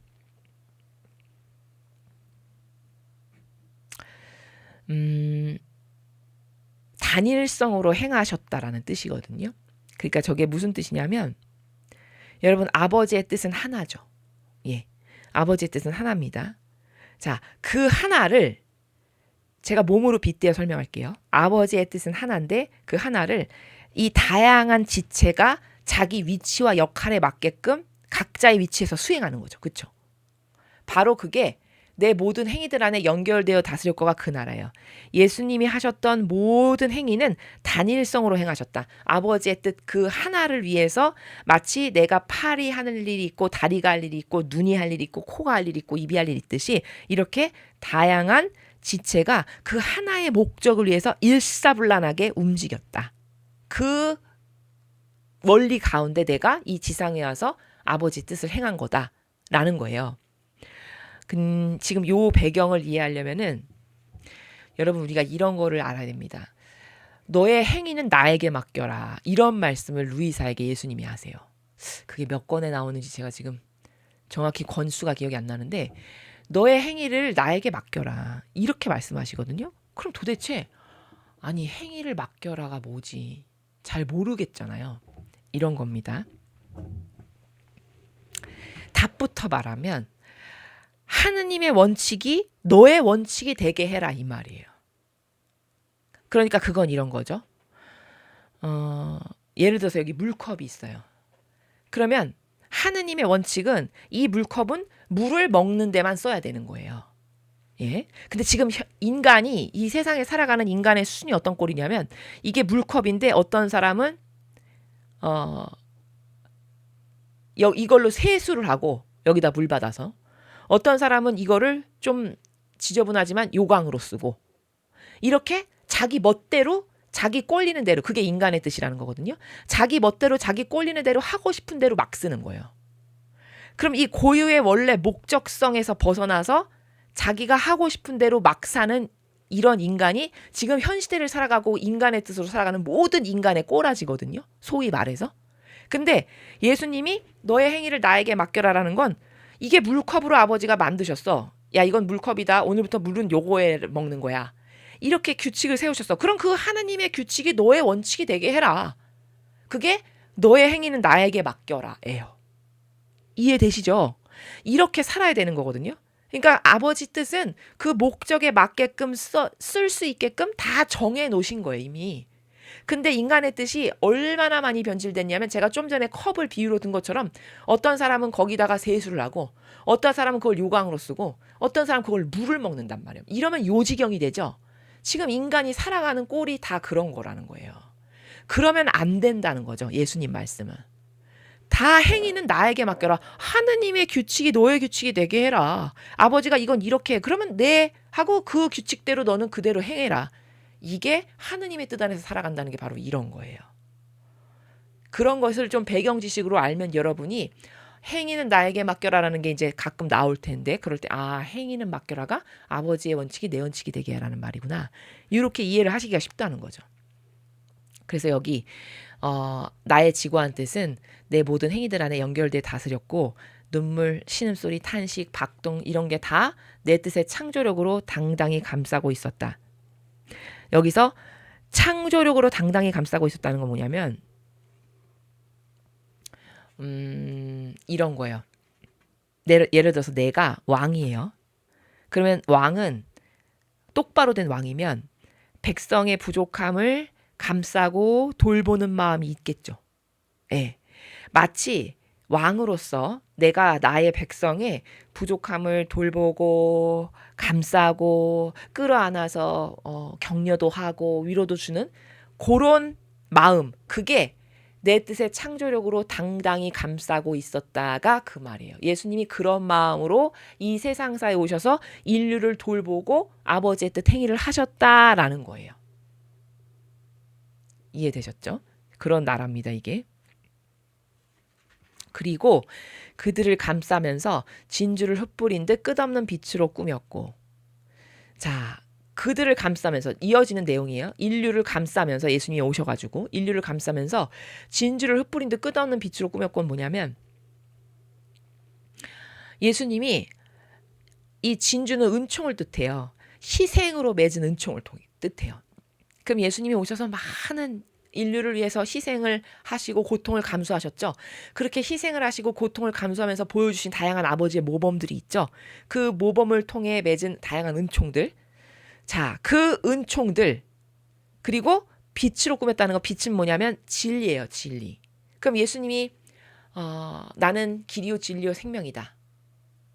바로 그 진리예요. 거기서 말씀하시는 진리. 그러면 이 빛은 진리니까 무엇을 분별할 수 있는 기준이 되는 거거든요. 악인지 선인지 이게 올바른 건지 잘못된 건지 그런 다양한 기준들도 예수님이 오셔서 다 마련하셨죠. 모범을 보이고 행위를 하심으로써 자, 그런 것들을 보여주시면서 그 기준, 진리라고 하는 기준 그리고 희생으로 맺은 다양한 은총들을 인류에게 주실 수 있게끔 하는 그 행위들을 통해서 그걸 말씀하시는 거예요. 그리고 그들을 감싸면서 진주를 흩뿌린 듯 끝없는 빛으로 꾸몄고가 그거예요. 예수님의 모범으로 사랑을 행하시면서 자녀들이 은총을 받을 수 있게끔 다양한 모범을 보이시고 희생을 통해서 많은 은총을 맺어서 그것을 그들에게 줄 수 있게끔 하시는 요런 행위를 말씀하시는 거고 내 모든 행위들 안에 내 뜻의 나라의 새 창조를 이루었다. 그렇게 해서 내가 한 모든 행위는 하느님 뜻의 나라의 다양한 창조들이다. 심지어 여기 아까 말한 것처럼 심장박동이나 발걸음이나 말과 고통까지도 다. 왜? 아버지 뜻 안에서 이것을 했으니까. 이런 작은 것 하나까지도 여백 없이 예수님이 행하신 모든 것은 다 하느님 뜻의 나라의 창조와 무관하지 않은 그것과 연결되어 있는 앞에 여기 연결되어 있다고 했죠. 행위들 안에 연결되어 있다. 그것과 다 연결되어 있는 그런 창조 행위들이었다. 내가 한 게. 이런 말씀이죠. 그런 거로 내가 하나의 행위를 더할 때마다 거룩한 피앗이 내 인성 안에 그 나라의 경계를 확장하였다. 자, 그래서 내가 하나의 아버지 뜻 행위를 하나 더 할 때마다 거룩한 피앗이 인성 안에 확장했다는 건 그 다양한 행위를 아버지의 뜻 행위를 할 때마다 그 모범을 보이심으로써 아버지의 나라를 인성 안에 확장하셨다. 사람들이 보고선 하느님의 나라는 저런 거야. 아버지의 뜻의 나라는 저런 거구나. 그것을 알 수 있게끔 그 경계를 확장하셨다라가 바로 그 나라다라는 거죠. 모든 피조물은 무에서 불려나와 말하며 창조하는 내 창조적인 말을 기반으로 형성되었다. 자, 이걸 어떻게 알 수 있나요? 빛이 생겨라. 한마디 말씀하셨어요. 진짜 생겼죠. 맞네요. 첫 번째 문장이. 무에서 아무것도 없는 것에서 불려나와 말하며 창조하는 내 창조적인 말을 기반으로 와요. 생겨라. 피앗이라고 피앗의 말을 명령하니까 딱 생기잖아요. 형성된 게 맞죠. 그렇죠? 나의 창조적인 말이 명령을 내리면 빛이 생겨라. 명령을 딱 내렸죠. 만물이 질서 있고 조화롭게 그들의 자리를 잡았던 것이다. 이렇게 해서 6일 동안 그 말로써 모든 창조를 완성하신 거잖아요. 그렇죠? 예, 맞습니다. 지금 9절의 첫 번째 문장. 첫 번째 단락이. 근데 여러분 생각해 보세요. 얼마나 아이러니하냐. 창조는 이렇게 쉬웠어. 6일 동안 창조적인 말로 명령만 내리면 짝짝짝짝 다 자기의 자리를 잡고 고유성으로 아름답게 생겼어요. 근데 지금 인간만 그 잘못된 것을 창조하는 데는 6일이면 끝났는데 잘못된 것을 되돌리는데 지금 6,000년이 지나도 안 되고 있죠. 이 정도로 되돌린다는 건 쉬운 게 아니고 사탄에게 한번 잠식당하죠. 그럼 이렇게 어려운 겁니다. 여러분 아시겠죠? 예. 하지만 지극히 높으신 뜻의 나라의 창조에 있어서는 이 뜻이 무에서 그 나라를 지어내는 것으로 만족하지 않았다. 이건 무슨 말이냐면 그냥 기본적인 창조, 6일 안에 뭐 궁창, 하늘 만들고 땅 만들고 바다 만들고 바다 안에 사는 다양한 생명체, 여기 지상에 사는 동물들, 나무들 이런 거 만드는 건 그냥 무에서 생겨라라고 하는 명령을 받으면 만물이 그 명령에 순종하여 피앗으로 딱딱딱 생겼어요. 쉬웠는데 그런데 지극히 높으신 뜻의 나라의 창조는 뭐예요? 피앗의 나라, 태양의 나라를 말씀하시는 거죠? 예. 지극히 높으신 뜻의 나라는 피앗의 나라, 태양의 나라를 말씀하시는 거예요. 가장 고도적인 아버지와 함께 살 자녀를 뽑는 그것을 완성하시는 데 있어서는 무에서 그 나라를 지어내는 것으로 만족하지 않았다. 즉 생겨라 라고 하는 이 단순하고 심플한 과정을 통해서는 그것이 그 태양의 나라, 피앗의 나라가 생기는 거는 부족하다. 그렇게 해서는 태양의 나라, 피앗의 나라가 건설되지 않는다라는 거예요. 그렇죠? 이 뜻의 나라의 창조를 이루기 위한 안전의 보증으로서 이 뜻의 나라, 그 피앗의 나라, 태양의 나라를 창조하기 위해서 안전의 보증으로서 그 기반과 토대와 성벽으로서 지극히 거룩한 내 인성의 모든 행위와 고통을 요구했던 것이다. 자, 그렇게 피앗의 나라, 태양의 나라를 완성하기에는 그냥 생겨라라고 하는 명령 하나로만은 부족하고 인간이 지금 6,000년 동안 망가뜨린 것을 다시 되돌려야 되는 거니까 거기 무수히 많은 고통이 수반돼야 되고 그래서 인류가 지은 죄를 배상과 보속하셔야 되니까 이 세상에 와서 돌아가시기까지 한 거잖아요. 물 한 방울도 남기지 않고. 그쵸? 그 고통을 요구했던 것이다가 그거예요. 그렇게 고통으로 모든 배상과 보속을 다 해야 했고 그것을 함으로써 피앗의 나라와 태양의 나라가 건설되기 타당해지는 거다. 이 말입니다. 아주 고도적인 그 차원의 나라를 건설하는 데는 그렇게 쉽게 되는 게 아니야. 잘못한 걸 다 되돌려야 되고 올바르지 못한 것을 다 원위치를 시켜야 되니까 그럼 지금까지 올바르지 못했던 것에 대한 배상과 보속을 누군가는 해서 그것을 갚아야 될 거 아니에요. 거전 없으니까. 천상의 나는 그렇죠. 그걸 갚는 일을 예수님이 다 하신 거죠. 그래서 처절한 고통, 나의 무수히 많은 희생 이런 것을 통해서 내가 이 피앗의 나라, 태양의 나라를 다시 회복하려고 이런 무수히 많은 나의 행위와 고통과 희생이 필요했던 거다. 이 말씀이죠. 그러니 보아라. 내 뜻의 그 나라가 얼마나 많은 희생을 치르게 했는지. 그쵸. 예수님의 참 순한 과정을 보면 너무너무 끔찍할 만큼 가혹할 만큼 그렇게 처절하셨죠. 그쵸. 얼마나 많은 희생을 치르겠는지를 우리가 너무 잘 알고 있습니다. 그래서 거저 얻어지는 것은 없다. 희생으로만 다 얻으시고 다 되돌리신 거다. 이걸 또 한 번 알 수 있고요. 내가 얼마나 많은 사랑으로 그 나라를 내 안에 확장했는지를. 따라서 이미 존재하고 있는 나라이니 사람들에게 알릴 일만 남았다. 자, 이제 예수님이 모든 희생으로 배상과 보속도 완벽하게 다 하셨고 지상에 오셔서 그 인성 안에 아담과 하와가 다 뒤틀려 놓고 다 패배시킨 거를 다시 온전한 인간의 육신을 취하심으로써 그 인성 안에 오롯이 하느님의 나라를 다 건설하시는 것도 퍼펙트하게 완성하셨고, 그럼 다 완성된 거죠. 이제 그것이 사실적으로 인간들에게 전해져서 인간들도 그것에 감화되고 감동하고, 아, 그것이 진짜구나, 저게 정말 내가 좋아지는 길이고 하느님도 기뻐하실 일이고 본연의 나를 찾는 길이구나, 이걸 알아서 그들이 그것을 원하여 그 하느님의 뜻, 피앗의 나라, 태양의 나라의 일원이 되기를 갈망해서 되돌아오는 요것만 남은 거잖아요, 지금. 그렇죠? 그러니까 사람들에게 알려야 되겠죠. 알려야 그들이 그걸 깨닫고 자원하여 원할 테니까. 그래서 이게 다 이미 이제 존재하고 있는 나라니, 존재하고 있다는 건 예수님이 완벽하게 그것이 인성 안에도 구현하셨고 희생으로 배상보석도 다 했으니까 이제 존재가 가능한 거야, 인간 안에. 근데 그걸 단지 알려서 그들이 원하는 일만 남았어, 이 말이죠. 그래서 사람들에게 알릴 일만 남았다. 이거는 사람들에게 알릴 일만 남았다는 거는 이렇게 너가 지금 하고 있는 거리 중차대한 거니까 알겠지? 이 뉘앙스에서 말씀하시는 거면서 동시에 여기는 어떤 원리가 숨겨 있는 거냐면 제때 양식을 주어야 한다라는 거예요. 제때.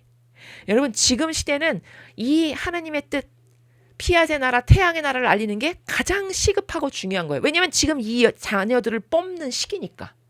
근데 지금 구약 시대의 창세기 혹은 탈출기, 그것에 반드시 필요한 그때의 것을 지금 와서 전한다. 물론 그 성경을 배우는 거는 이런 의미는 있어요. 거기에 포함되는 다양한 원리들을 내가 학습해서 그 원리는 변하지 않으니까. 왜? 진리는 불변이니까. 그 다양한 성경 안에 있는 원리들을 내가 내 사고방식으로 해서 같은 원리로 천상의 책도 보고 하느님이 주시는 메시지도 보고 그 똑같은 원리를 가지고 적용하는 그런 어떤 기본적인 공부?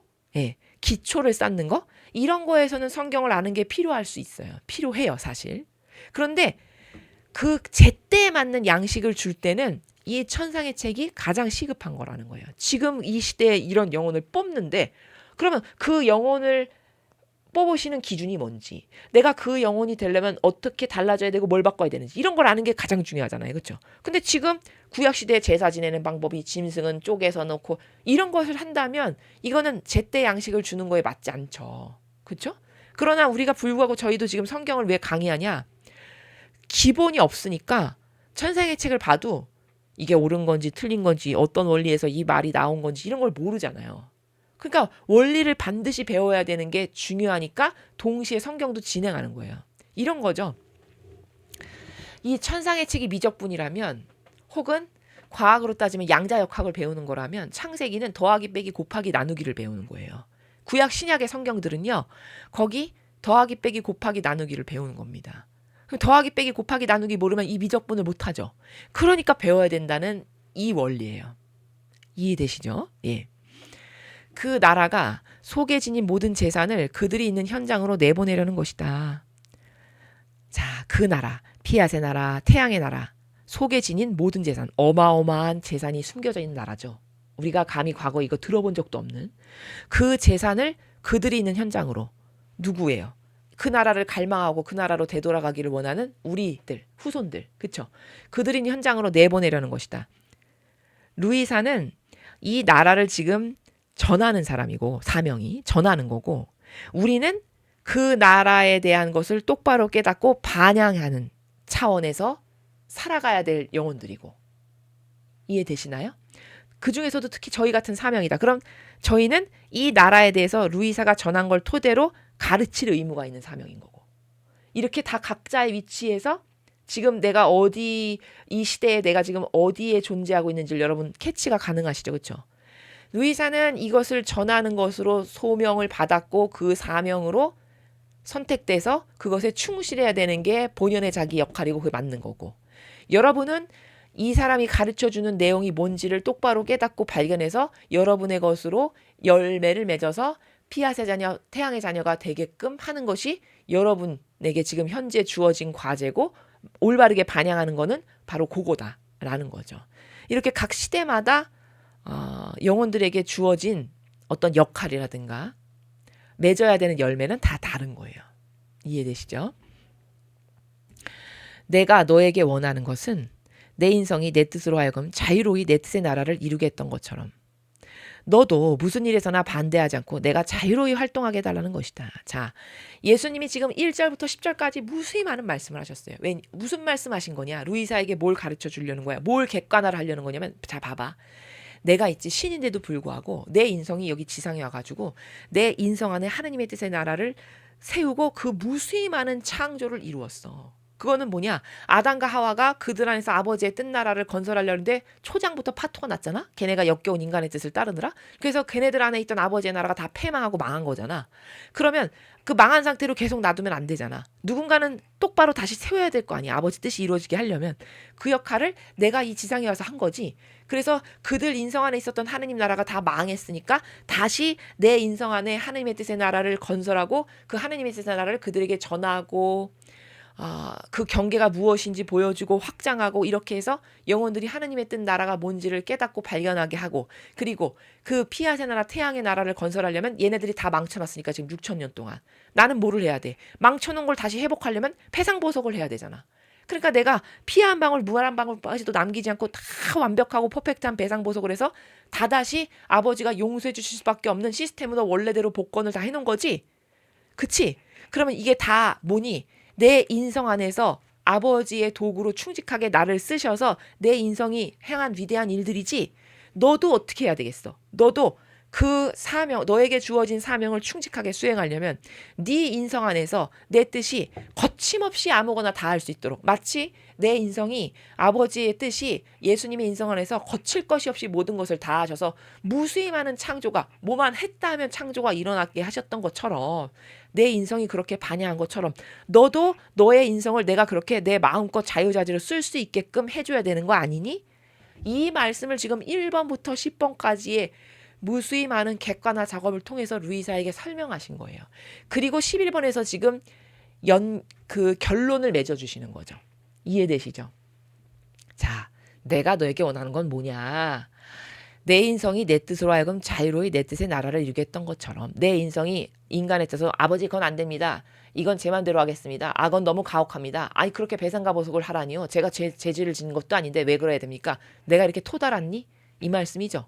나는 그저 묵묵히 아버지의 뜻이 완벽하게 이루어지기만을 항상 바랬고 갈망했고 그것을 위한 산 희생제물이 되었고 내가 그걸 원했고 그렇게 해서 아버지가 내 인성 안에서 못하신 게 없이 다 이루어지게 했지. 그런 것처럼 너도 무슨 일에서나 반대하지 않고 내가 자유로이 활동할 수 있게끔 네 인성을 나에게 완전히 내어놔라. 그러면 내 행위들이 아무 반대가 없는 것을 보고 네 안으로 흘러들 수 있고 그치? 근데 흘러들지 못하게 하는 게 인간의 뜻이에요. 꼭 이유를 대죠. 인간의 뜻은. 그렇게까지 하는 건 너무 아닌 것 같은데. 그건 틀린 것 같은데요. 이렇게 인간의 뜻이 꼭 반기를 들어요. 잘 알지도 못하면서. 그러니까 루이사는 어떨 때 반기를 드냐면 이분이 이렇게 은총을 받고 훌륭한 분인데도 예수님이 어디 가서 내가 지금 징벌을 하려고 그래. 그럼 얼른 와가지고 항상 뭐라 하죠? 안 됩니다 주님. 그렇게 하시다니요. 주님의 모상을 닮은 영혼들이 저렇게 죽어나가는 걸 보면 주님은 반드시 후회하실 겁니다. 너무너무 속상하실 겁니다. 이렇게 하죠. 그래서 자꾸 예수님이 징벌을 못하게끔 하니까 어쩔 때는 나타나시지 않고 몰래 징벌하시고 숨기시고 이런 게 나오잖아요. 천상의 책에 보면요. 그런 게 다 뭐냐? 그것이 무엇이건 예수님의 행위가 항상 퍼펙트하니까 나는 무엇이건 다 내어 맡긴다. 요것이 그럴 때 좀 부족한 거죠. 그런 부분들에서. 여러분 생각해 보세요. 뉘앙스라는 게 얼마나 무섭고 중요한 거냐. 루이사가 퍼펙트하게 인성을 잘 활용할 수 있게끔 내어놨다. 그러면 11번과 같은 말을 할까요? 할 필요가 없겠죠. 왜? 이미 퍼펙트하게 인성을 마음껏 활용할 수 있게끔 다 내어드렸는데 이 말이 왜 필요해요? 그쵸? 그러면 이 말을 한다는 거는 의중 안에 무슨 뜻이 있는 거예요? 너가 내가 마음껏 활용할 수 있게끔 아직 내어놓지는 않고 있다라는 거를 내면에 깔고 하는 말이잖아요. 인간적으로 표현하면 그쵸? 이렇게 뉘앙스라는 게 무서운 거예요. 아시겠죠? 아니 자식이 이미 나에게 너무나도 퍼펙트하게 하나 되어 있어서 그냥 내 말이라면 목숨도 내어놓을 만큼 완전히 하나 돼 있어. 그런 자식한테 얘야 너는 내가 필요할 땐 목숨을 내놓아야 한다. 이 말이 필요합니까? 필요 없지. 그때는. 그쵸? 근데 이 말을 지금 한다는 건 왜 하는 거예요? 아직은 그렇게 예수님이 자유자재로 쓰실 수 있을 만큼은 안 되니까 그 미묘한 부분까지도 다 없애라 하시는 의지의 나라에서 이 말씀을 지금 하시는 거다라는 걸 우리가 알 수 있다는 거죠. 그래서 네가 완전히 나에게 내어놔야 내가 네 인성을 내 자유자재로 써서 아무 반대가 없는 걸 보고 네 안으로 흘러들 수 있고 영예로운 첫 자리를 차지하면서 죄다 질서정연하게 연결돼서 네 안에서 내 뜻의 나라의 생명을 계속 유지할 수 있다. 내가 그렇게 해서 너를 활용해서 네 인성이 위대하게 쓰임받을 수 있게끔 내 마음대로 좀 너의 인성을 차지해서 쓸 수 있게끔 내어놓아야 할 거 아니니 이 말씀을 이렇게 부드럽게 하시는 거죠. 그래서 정리하면 너도 너의 뜻을 버리고 단일성의 뜻으로 나와 하나 돼서 내가 네 안에서 아버지 뜻 행위를 하게 하거라 라고 당부하시는 거예요. 부족한 부분이 있으니까. 내 다정하신 예수님께서는 그 말씀을 마치신 다음 번개불이 번쩍하듯 사라지셨다. 자, 이제 할 말 다 하고 가신 거죠. 나는 그분을 따라가려고 했으나 더할 수 없이 괴롭게도 그 빛을 통하여 전염병이 발생하여 거의 모든 나라로 퍼질 것이며 이탈리아도 예외가 아닐 것임을 알았다. 본인이 이탈리아에 있는 사람인데 이탈리아도 지금 전염병으로 많은 사람이 죽을 거를 알게 하시는 거예요. 하느님이. 이로 인해 온 가족이 전멸할 가정들이 있을 정도로 많은 사람들이 죽어갈 것이었다. 자, 미리 좀 보여주시는 거죠. 은총이 사명을 받은 자, 은총이 있는 자니까. 자, 그러면 예수님은 왜 이렇게 인류를 이런 전염병이나 전쟁으로 자꾸 쓸어버리는 걸 왜 하실까? 이게 여기 원리가 숨겨져 있어요, 여러분. 뭐냐면 아버지의 뜻은요, 어떤 원리가 있으시냐면 어느 정도 쏟아내야 또 다른 은총을 주실 수 있어요. 자, 여러분 이런 거죠. 내가 얘네들한테 은총을 좀 주고 싶어. 근데 죄악으로 그냥 바글바글해. 그러면 그 시커먼 데다가 은총을 주어봤자 그 시커먼 애들이 은총을 알아볼 수도 없을 것이며 은총의 효용과 같이 다 떨어지겠죠. 사탄으로나 그냥 가득한 애들이니까. 그러면 내가 인류에게 좀 은총을 주고 싶어. 근데 저기 사탄으로 그냥 시커먼 것들로 버글버글해. 그러면 어떻게 해야 될까요? 어느 정도는 은총을 줘도 걔네들이 알아듣고 감동도 하고 이거 하나님이 지금 이렇게 우리를 도와주시고 축복하시는구나. 반향을 잘해야 되겠다. 이런 최소한의 그래도 반향을 이끌어내려면 그런 버글버글한 시커먼 바퀴벌레를 어느 정도 좀 처리를 하고 은총을 줘야 되겠죠.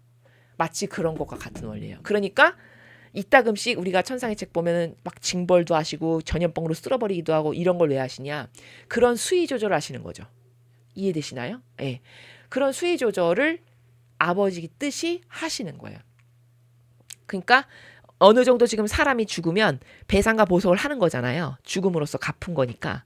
그럼 배상과 보석을 함으로써 시커맸는데 그 시커먼 기운을 조금 거두시는, 그리고서는 다시 은총을 주실 수 있는 이런 상태로 맞추시기 위한 조절을 지금 예수님이 신적 나라에서 하시는 거예요.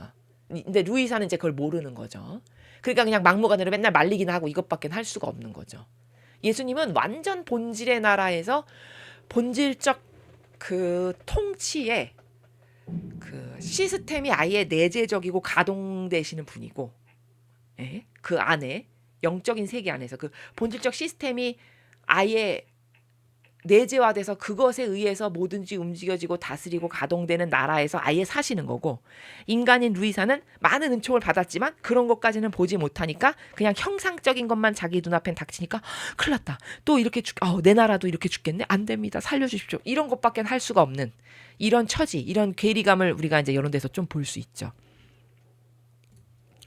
몇몇 나라에서는 그 재앙이 다른 곳보다 더 맹위를 떨치겠지만 거의 모든 나라가 타격을 받을 터였다. 그들은 서로 손을 잡고 주님을 모욕하는 것 같았고 주님께서 모든 사람을 같은 징벌로 치시는 것이었다. 하지만 나는 그분께서 노여움을 가라앉히시기를, 그리하여 사람들이 고통을 덜 받게 되기를 기대하고 있다. 자, 이거 보세요. 후미에 또 이런 말 하죠. 나는 그분께서 노여움 가라앉히시길, 그리하여 사람들이 고통을 덜 받게 되기를. 이 사람은 그냥 형상밖에는 모르는 거예요. 통치의 시스템이 지금 어떻게 돼 있고 수위 조절을 어떻게 해야 오히려 지금 이게 있고 나면은 다시 은총을 조금 주실 거거든요, 예수님이.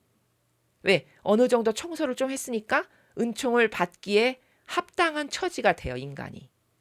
그러니까 이제 조금 더 은총을 흘려주면 영혼들이 반향을 더 잘할 수 있고 깨닫기도 하고 발견도 할 거고, 이제 이런 것들이 있는 거거든요. 다스림의 원리들이 이제 영적인 세계에서의 하느님 아버지 나라에서의. 근데 그런 걸 모르니까 항상 루이사는 늘 갖는 스탠스가 뭐냐. 노염을 제발 가라앉히시고 사람을 안 죽이셨으면 좋겠고, 이것밖에는 할 게 없는 단편적인 그냥 단편적 하나밖에 없는 그 나라가 여기 지금 후미에 또 나오죠. 이렇다는 거예요. 그럼 우리 여기서 뭘 볼 수 있냐?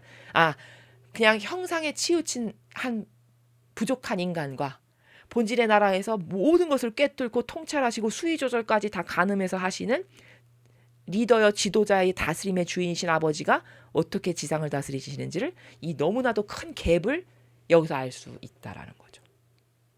이해되셨죠? 예, 그런 것을 좀 볼 수 있습니다. 오늘 우리는 그 내용은 13번까지밖에 없었는데 중요한 것을 배웠죠. 주님의 인성 안에 세워진 지고한 뜻의 나라의 창조. 예수님의 인성 안에 하느님의 뜻 나라를 세우셔서 그 인성이 지상에 오심으로써 인간들이 그 인성 안에 세우신 아버지의 뜻 나라를 예수님의 가르침이나 다양한 모범적 행위들을 통해서 보고 배우고 그리고 그 모범이 딱 세워졌으니까 이제 그 당시에 이스라엘 사람은 몰랐더라고 하더라도 그 모범의 기준이 계속 전승이 되고 있잖아요. 지금 오늘날의 우리한테까지도. 그러면 그 전승을 보고 때가 되면 그 전승에 똑바르게 반영하는 영혼들이 태어나게 되죠. 그게 이제 이 마지막 시대의 태양의 자녀 피앗의 자녀들이죠. 그럼 예수님의 그 거룩한 인성의 아버지 뜻 나라의 모범을 보고 그것을 나의 것으로 삼아야 되겠다 해서 그 모범을 따르고 행하고 그걸 살아가고 말하고 생각하는 그들을 데리고 하느님은 피앗의 나라 태양의 나라를 건설하신다는 겁니다. 오늘 우리가 그 내용을 배운 겁니다. 그래서 우리가 지금까지 인성을 논할 때 앞에 그 인간적인 것을 많이 결부시켜서 말했기 때문에 마치 인성이 쓰레기야도 같은 이런 걸로만 여러분이 또 단편적으로 생각하실까 봐 제가 오늘 그것을 더 구체적이고 사실적으로 좀 정리를 하면 사실 인간의 인성은 되게 위대한 거예요. 위대한 건데 위대해지려면 어떻게 쓰이느냐에 따라 달라지는 거다라는 거죠. 내 자유의지가 오늘 이렇게 루이사에게 예수님이 후미에 말씀하시죠. 내가 네 안에서 자유롭게 너를 쓸 수 있게끔 너를 다 내놔라. 너의 인간적인 뜻을 다 버리고 그럼 내 인성을 통해서 하느님의 뜻 나라를 지상에 세우신 것처럼 나도 네 인성 안에서 내가 이 일도 하고 저 일도 하고 내 맘대로 이렇게 내가 하고 싶은 대로 아버지 뜻 행위를 할 텐데 네가 항상 네 뜻으로 이건 안 됩니다. 이건 하셔도 됩니다. 이건 너무 하십니다. 이러면 안 됩니다. 이런 걸 하니까 내가 가로막혀서 네 안에서 자유롭게 행위를 할 수가 없잖아. 이 뉘앙스를 가지시고 말씀하시는 거거든요. 의중에. 이해되셨죠? 그렇다면 인성이라는 건 사실 굉장히 위대한 거예요. 아까 제가 중간에 이런 말씀했죠. 수박을 태양이 계속 내리쬐다고 해서 수박이 태양이 될 수는 없어요. 근데 우리 인간은 태양이 될 수 있어요. 어떻게? 내 인성을 아버지의 뜻이 차지하시게 하셔. 그렇죠? 아버지의 신성이 차지하시게 하셔. 그래서 내 뜻으로 아무것도 안 해. 그럼 아버지의 신성이 차지하셔서 그때부터 아버지의 뜻이 원하시는 행위만을 하는 영혼이 되겠죠. 마치 예수님과 성모님처럼. 그럼 이 인성은 얼마나 위대하게 쓰임받는 거예요. 그렇죠? 그게 곧 아버지 뜻 태양의 자녀가 되는 거니까 나는 하느님을 닮은 작은 태양이 될 수 있는 거지. 그러나 다른 모든 우주 만물, 인간을 제외한 모든 우주 만물은 하느님의 뜻 태양이 될 수 없잖아요. 태양이 아무리 내쨘다고 해도 수박이 태양으로 바뀔 수 없는 것과 같은 거예요.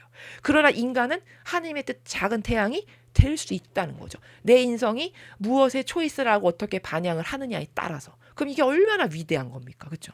이런 메커니즘을 오늘 배운 겁니다. 중요한 걸 많이 배웠죠. 여러분이 한번 곰곰이 생각해 보십시오. 나는 나의 인성이 어떻게 쓰였으면 좋겠는가. 내 인성을 아버지 뜻이 진짜 차지하셔서 하느님이 예수님과 성모님이 내 안에서 무엇이건 다 이루시는 그런 훌륭한 정말 태어난 보람이 있는 인간으로 살다 죽고 싶은가. 아니면 한평생 맨날 사탄이 짜놓은 덫에 그것이 뭔지도 모르고 특히 역겨운 거짓교회가 만들어놓은 제도와 전통이나 따르고 맹신하고 맹종하다가 한평생 그 마귀 도구 하수인을 하다 죽을 건가. 이런 건 다 개개인이 자유의지로 선택하기 나름입니다. 자, 여러분은 어떤 걸 선택하시겠습니까? 이상으로 천상의 책 20권 43장 해설 강의를 마치겠습니다. 감사합니다.